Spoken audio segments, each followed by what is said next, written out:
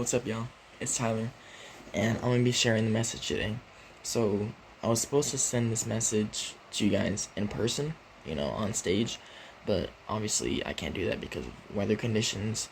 And guys, it's cold out there, so hope y'all staying warm. But without, nonetheless, let's start. And the title of this message, even though it's kind of hard to take notes on screen, but regardless, the title of this message is true or false. Money is the root of all evil. And I want you guys to get put in a mindset here. Do you like shopping? I mean, I like shopping. I definitely don't like being in stores, but I do like shopping. Do you like just having money in general? Maybe when you go out for a drive and you get hungry, maybe you just want to stop at a fast food place, pick some food, get home. Maybe you see this really cool thing in the store and you just go, oh, I really want this, so you just go buy it, Is that considered evil? Is having money, spending it, and using it considered evil? And I'll answer that for you today. In fact, I'll answer it right now. True or false? It is false. Money is not the root of all evil. You might be talking like, yes it is, I've heard it, maybe my parents have told me, my family members, friends, everyone says money is the root of all evil, right? But it's not. And I'll prove it. If we look at 1 Timothy 6:10. Now listen to me very, very carefully here, alright? 1 Timothy 6:10. For the love of money is a root of all kinds of evil. Some people, eager for money, have wandered from their faith and perished themselves with many griefs. Now, I'm going to say that again. Listen very carefully. For the love of money. Alright, that's where it is. The love of money. It's not having money. It's not using money. It's not spending money. It's not getting money. The love of money. And this isn't saying that, I like money, It's not saying I like to buy cool things. I like to have a successful future, It's not saying that the Bible is not saying we should live poor. Okay? It's not saying we can't have money. It's not saying we can't be rich. It's saying that we can't prioritize money over God. Alright? So all you, sports fans, yes, you can still go to the NBA, you can still go to the NFL, It's not saying we can't be rich. It's not saying you can't have a successful future. It's saying that you just cannot prioritize money. And you cannot prioritize getting money over God. Because it just doesn't work out. And I want to put this in perspective for you guys. Have you ever really wanted something from a restaurant? Like, really, really wanted something. So, you look at the menu and like, oh yeah, I really want that. I'll use IHOP, for example. Say you look at their menu, you see pancakes. Oh, I really want those pancakes, right? But then keep reading and, ooh, those waffles look real good. Oh my gosh. These waffles look really good, right? So, now you're in between two choices. Do I want the pancakes or do I want waffles? And trust me, I'm getting somewhere with this. Think about it like this. You can only choose one. I'm not going to get the pancakes and the waffles. You can only choose one. If I get the pancakes, I'll never have the waffles. If I have the waffles, I won't have the pancakes. That's the same thing with money and God. If you choose to follow money, you won't experience God for what it truly is. It's not just praying, it's not just reading the Bible, it's a connection, it's a relationship.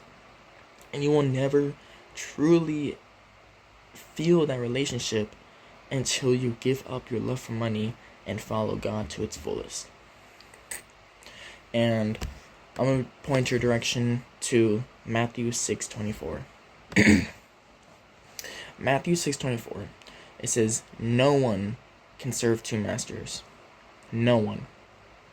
Either you will hate the one and love the other, or you will be devoted to the one and despise the other. You cannot serve both God and your money. The last part, you cannot serve both God and money. You cannot serve both God and money. It doesn't work out like the pancakes and the waffles. If I get the pancakes, I can't experience the waffles. And if I get the waffles, I can't experience the pancakes. It goes both ways. If I truly want to feel God and feel His relationship and feel His love to the fullest, you cannot love money. You can't. You have to choose. In the beginning, it says no one can serve two masters. It just won't work. You cannot live for the world and follow God. That's not how he designed the relationship. You see, Jesus isn't forcing us, obviously. God isn't forcing us to love him. He's a very free God. He's a very loving God, which he gives us the choice to follow him. And it's your choice, you know? Nobody can make that choice for you. You can talk with a family member about it. You can talk with a friend. You can talk about the Bible. You can know the Bible like every word. You can know every word of the Bible. And if you don't have that relationship with God, if you truly don't love God, then it's not going to get you anywhere. So you cannot serve two masters. And yes, I'm talking to you students out there. You cannot have one life at school and one life at church. It doesn't work. And we've all been guilty of it. I know we have. But you cannot have one life at school and one life at church. It doesn't work. You cannot serve two masters. And I want to give it to that. That's to our second point. You cannot love money and love God. It just doesn't work. And for the third point, the world will never replace the Spirit. Never. The world will never replace the Spirit. And what that means is the physical items, money, music, video games, all these things that we have in our possession that we love, it cannot and will not replace the Spirit. Nothing can replace the Spirit. And in Matthew 6:33, it says, it's not loading. Alright, in Matthew 6:33, it says, "But seek first his kingdom and his righteousness, and all these things will be given to you as well." Again, seek first his kingdom and his righteousness, and all these things will be given to you as well. Now, this isn't saying that if you seek God, then you'll have every video game in the world. It's not if you seek God, then you'll have all the money in the world. It's saying if you seek God, then that pleasure that video games and money try to fill, God will fill. You see how I said try to? Because, be honest, we've all been somewhere where we try to find satisfaction in something else, but it never works. It just won't. That's how the world was designed. Nothing can save you except for God. Nothing. Nothing can fill that pit inside of you except for God. You can have all the money in the world. You can be as famous, but nothing will fill you except for God. Nothing will ever replace the Spirit. It just doesn't work that way. And seek his God. Seek his kingdom, his righteousness. We must seek his kingdom to, in return, get these things that he is giving us. He's not just going to give us those things.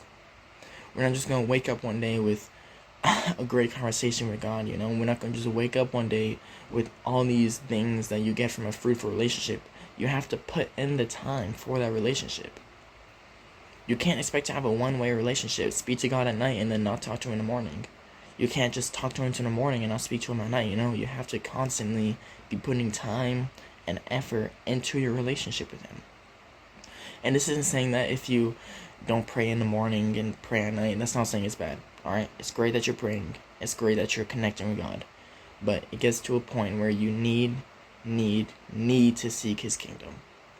That's the life of a Christian. You can't not seek his kingdom. Thank y'all. Alright, peace out.